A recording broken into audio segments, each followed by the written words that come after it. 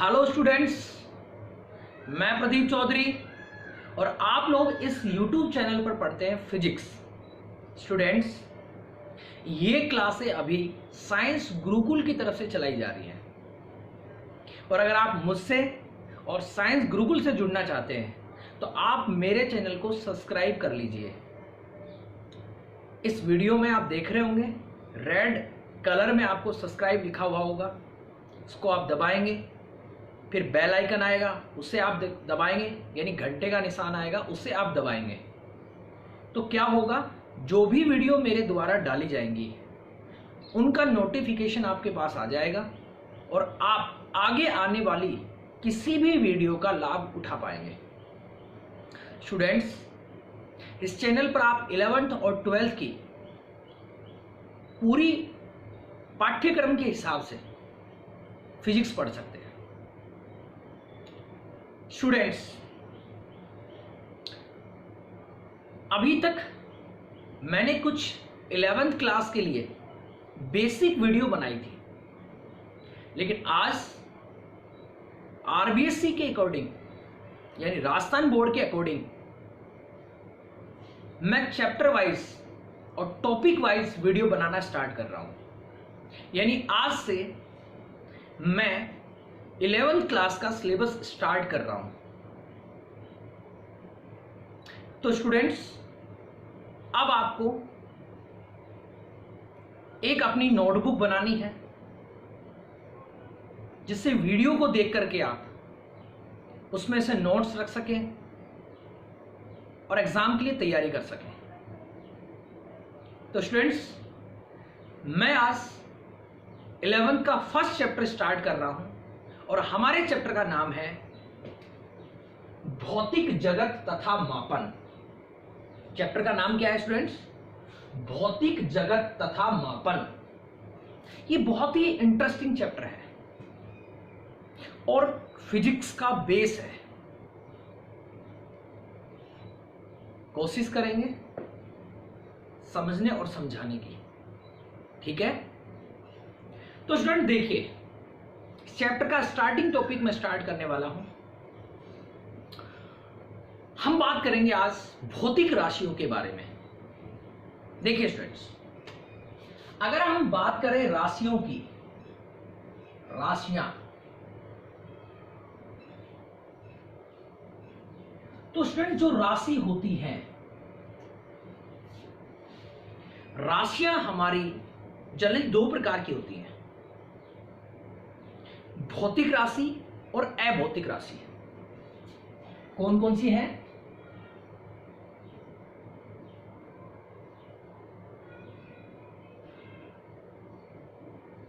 भौतिक राशि और दूसरी कौन सी है? अभौतिक राशि। स्टूडेंट्स, राशि कितने प्रकार की है? दो प्रकार की, भौतिक राशि और अभौतिक राशि। अब देखिए, मान लीजिए मैं या आप किसी दुकान पर जाते हैं और दुकानदार से कहते हैं, भैया 1 मीटर रस्सी दे दे। हम रस्सी लेकर आ जाते हैं। फिर हम किसी कपड़े की दुकान पर जाते हैं और उस कपड़े वाले को कहते हैं कि भैया 1 मीटर शर्ट का कपड़ा दे दे। आप मुझे अब बताइए सोच करके, क्या हमने रस्सी को नापा या क्या हमने शर्ट को नापा? क्या वास्तव में हमने रस्सी और शर्ट को नापा? अब अगर आप सोच रहे हो तो आपने दिमाग लगाया होगा, नहीं। कुछ बच्चे ये सोच रहे हो, सर ने कहा कि नहीं, पहले तो कहा कि रस्सी को मापिए, फिर कहा शर्ट को मापिए, फिर कह रहे हैं कि हमने रस्सी और शर्ट को मापा ही नहीं। हाँ, हमने रस्सी और शर्ट को नहीं मापा। तो हमने किसको मापा? हमने मापा रस्सी और शर्ट की लंबाई को। करेक्ट? यानी हमने लंबाई को मापा। ऐसे ही हम किसी दुकान पर जाते हैं, हम कहते हैं 1 केजी केला दे दे, 1 केजी चीनी दे दे। तो क्या हमने चीनी या केले को तोला क्या? नहीं, उसके भार या द्रव्यमान को तोला हमने। करेक्ट? यानी वे राशियां जिन्हें हम माप या तोल सकते हैं वो कहलाती हैं भौतिक राशि। क्या कहा मैंने? वे राशियां जिन्हें मापा या तोला जा सकता है वो कहलाती हैं भौतिक राशियां। करेक्ट? तो मैं यहां लिख देता हूं, इसके पास क्या लिखूंगा? जिन्हें मापा या तोला जा सकता है। वे राशियां जिन्हें मापा या तोला जा सकता है उसे हम क्या कहते हैं? भौतिक राशि कहते हैं।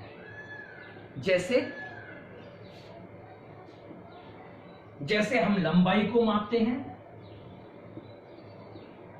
जैसे हम समय को मापते हैं, जैसे हम द्रव्यमान को मापते हैं, जैसे चाल को मापते हैं, जैसे ताप को मापते हैं, जैसे संवेग को मापते हैं, जैसे कार्य को मापते हैं।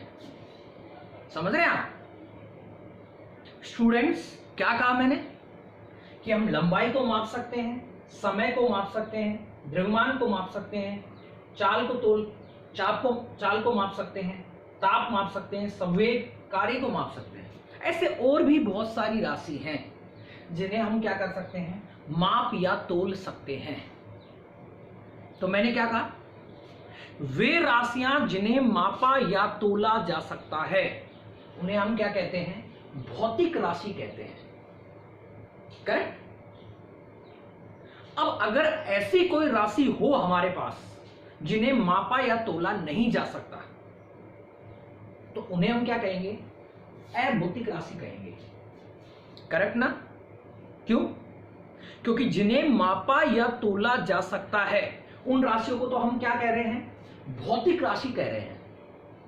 जैसे लंबाई, समय, द्रव्यमान, चाल, ताप, संवेग, कार्य, बल, दाब, बहुत सारी और भी हैं। लेकिन जिन्हें अब देखिए, अब जिन राशियों को हम माप या तोल नहीं सकते हैं उन्हें हम क्या बोलेंगे? अभौतिक राशि। तो मैं यहां नोट कर देता हूं, वे जिन्हें मापा या तोला नहीं जा सकता। समझ रहे हैं ना आप बात को? क्या कहा मैंने? वे राशि जिन्हें मापा या तोला नहीं जा सकता उसे हम क्या बोलेंगे? अभौतिक राशि बोलेंगे। अब स्टूडेंट्स दिमाग लगाइए, क्या कोई ऐसी चीज है जिसे हम माप या तोल नहीं सकते? प्रकृति में ऐसा कुछ भी नहीं है। ऐसी कोई भी राशि नहीं है जिन्हें हम माप या तोल नहीं सकते। इसीलिए फिजिक्स में अभौतिक राशि नहीं पढ़ाई जाती है, नहीं एग्जिस्ट नहीं करती। सिर्फ क्या पढ़ते हैं हम? भौतिक राशि। करेक्ट? तो अब हम क्या पढ़ने वाले हैं? भौतिक राशि पढ़ने वाले हैं। Correct students? तो मैं एक बार के लिए इसे हटा देता हूं। देखिए,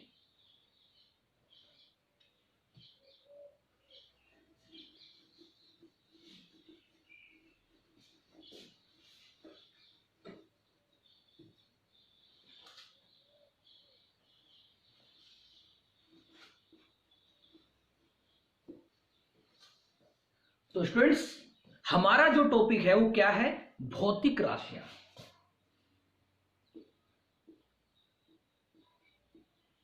भौतिक राशियां।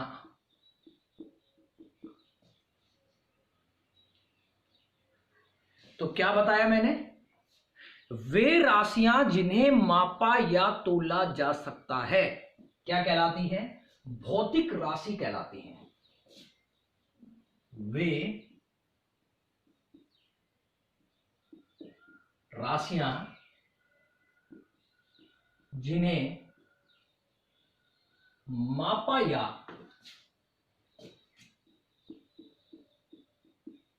तोला जा सकता है।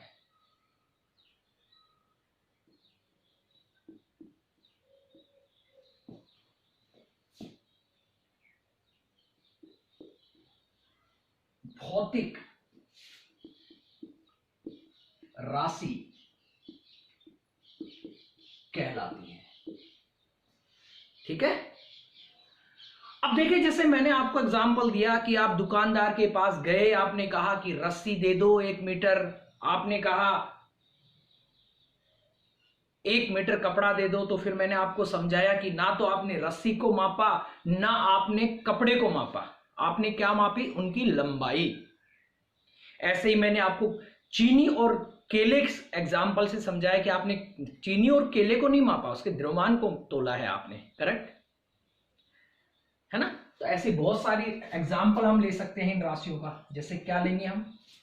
जैसे लंबाई मैंने आपको बताया है, और क्या बताया?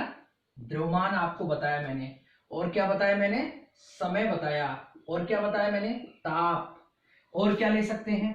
बल, और क्या ले सकते हैं? संवेग, और क्या ले सकते हैं? दाब, और क्या ले सकते हैं? कार्य। बहुत सारे हो सकते हैं ऐसे, आगे आपको धीरे धीरे और भी पता चल जाएंगी, अभी मैं यही ले रहा हूं। तो साधारण सी बात हो गई, वे राशियां जिन्हें मापा या तोला जा सकता है क्या कहलाती हैं? भौतिक राशि कहलाती हैं। ये मैंने आपको एग्जांपल ले दी। अब स्टूडेंट्स, ये जो भौतिक राशि होती हैं, ये भी 2 प्रकार की होती हैं। ये कितने प्रकार की होती है? 2 प्रकार की।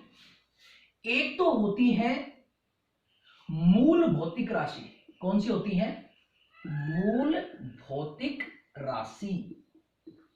समझ रहे हैं आप? और एक होती है व्युत्पन्न भौतिक राशि। भौतिक राशि कितने प्रकार की होती है स्टूडेंट्स? 2 प्रकार की। कौन कौन सी? मूल भौतिक राशि और व्युत्पन्न भौतिक राशि। अब देखिए, अब ये जो मैंने भौतिक राशि बताई है, इन्हें आपको पता है मापा या तोला जा सकता है। इसका मतलब चाहे मूल भौतिक राशि हो, चाहे व्युत्पन्न भौतिक राशि हो, उन दोनों को ही हम क्या कर सकते हैं? माप या तोल सकते हैं। करेक्ट?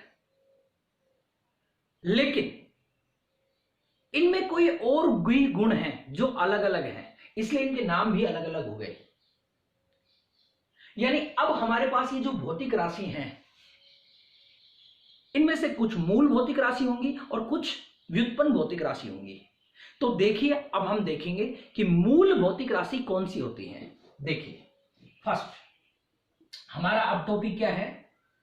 मूल भौतिक राशि। क्या टॉपिक है हमारा? मूल भौतिक राशि। देखिए स्टूडेंट, जो ये भौतिक राशि है, इनमें से कुछ ऐसी राशि है जो दूसरी राशियों पर निर्भर नहीं करती। क्या कहा मैंने? कि कुछ ऐसी भौतिक राशि है जो दूसरी भौतिक राशि पर निर्भर नहीं करती, यानी जिन्हें हम दूसरी भौतिक राशि के द्वारा बना नहीं सकते। जैसे, क्या आप लंबाई बना सकते हैं? क्या आप द्रव्यमान बना सकते हैं? क्या आप समय बना सकते हैं? क्या नहीं बना सकते। तो क्या कहा मैंने? वे भौतिक राशि जो दूसरी भौतिक राशियों पर निर्भर नहीं करती, उन भौतिक राशियों को हम कहते हैं मूल भौतिक राशि। करेक्ट? तो क्या लिखूंगा? वे भौतिक राशि जो अन्य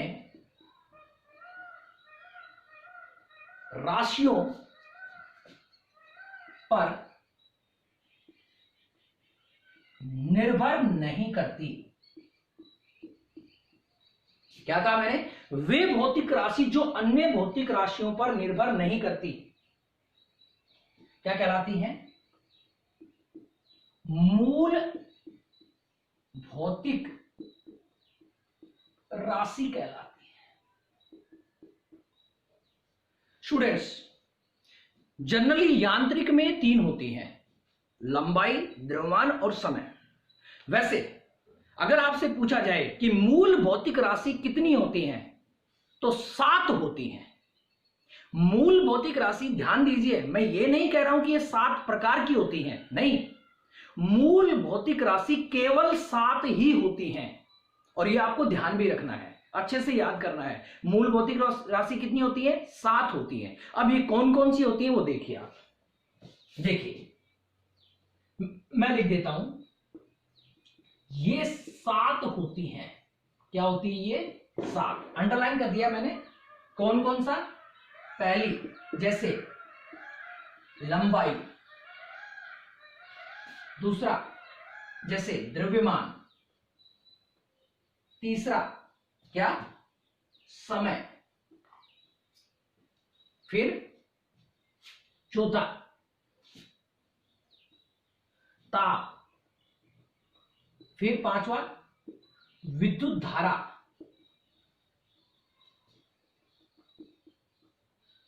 छठा पदार्थ की मात्रा, पदार्थ की मात्रा, और 7वां ज्योति की तीव्रता। मैं यहां लिख देता हूं, 7वां क्या है?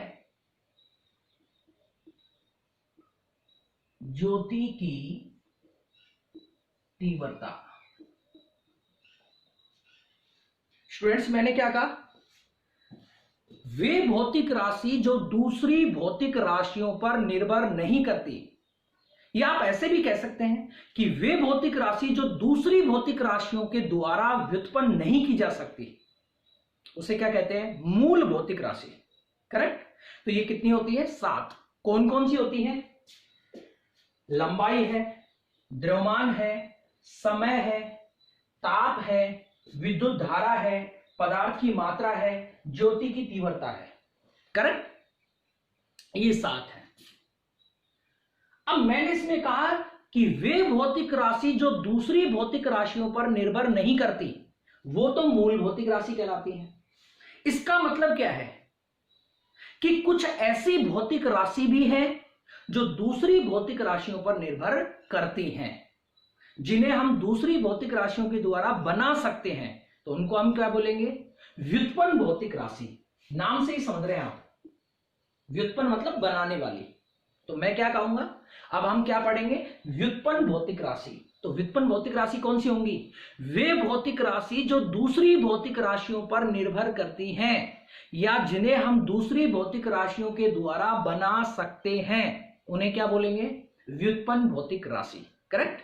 अब स्टूडेंट देखिए, जैसे ये आपके सामने है, जब आपको नोट्स करने हो, नोटबुक में उतारना हो, तो आप इसका स्क्रीनशॉट ले लो या फिर वीडियो को पॉज कर लो, तो आपको सब कुछ दिखेगा अच्छे से। वैसे भी मैंने साथ साथ लिखा है, या फिर आप ऐसा कर सकते हैं कि नोटबुक लेके बैठिए और साथ साथ धीरे धीरे नोट कर लीजिए, आपको समझ में आएगा। पहले रफ में नोट कर लो, फिर नोटबुक में, ताकि आप आसानी से इसको याद कर सकें। तो स्टूडेंट्स, अब मैं क्या पढ़ाने वाला हूं आपको? व्युत्पन्न भौतिक राशि। देखिए, मैं इसको हटा देता हूं।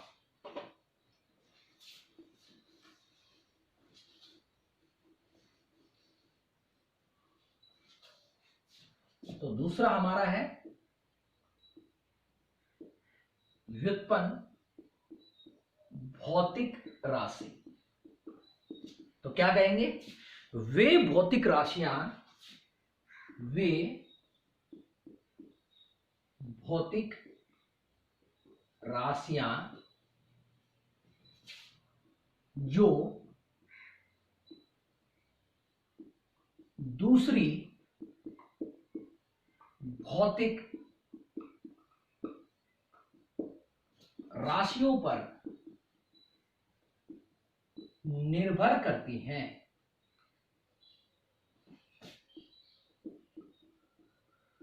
व्युत्पन्न भौतिक राशि कहलाती है। क्या कहा मैंने?